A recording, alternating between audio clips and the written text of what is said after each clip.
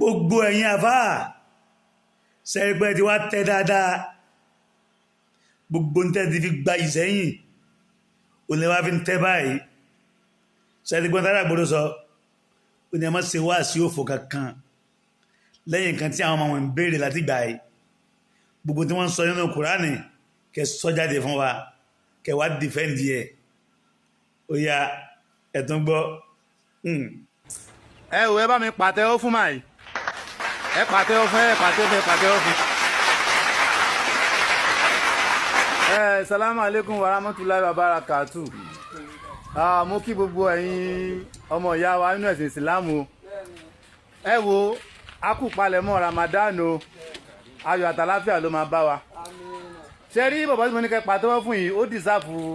award a máa fún láwọ́d níbẹ̀ yẹn kọ́ ni mo wá ń lọ.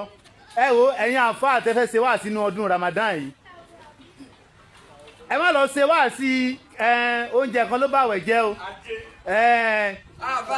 ìyàwó girlfriend yẹ wọ́n lọ gbóúnjẹ fún ẹ ní tí bá rìnrìn àjò ṣẹ́rí a ti gbọ́ yẹn ó ti pọ̀ jù ó ti pẹ́ gan ta ti máa ń gbọ́ ìyàwó kan tó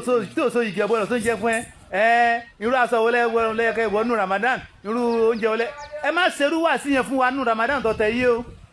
ṣẹ́rí gbogbo ìbéèrè tí àwọn ms bàbá àwọn àkànbí ọlọ́ba àwọn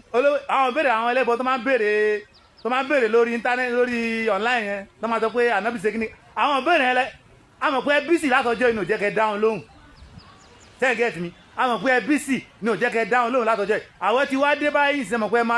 ẹ máa ṣe lecture báyìí tẹ́ bá ti wá ń ṣe lecture yín àwọn ìbéèrè tó ti ń béèrè ẹni kí wọ́n bá dáhùn bí bẹ́ẹ̀ kọ́ ibi tí n bá ti rí tẹ́ ṣe wá sí oúnjẹ kan lálẹ́ fi gbà wẹ̀ ẹni tára rẹ̀ ò yẹ́ ò lè tẹ́ bá ń ṣe ọ̀hán wà sí yẹn mọ́ wá síbẹ̀ mọ́ máa lẹ́yìn lóko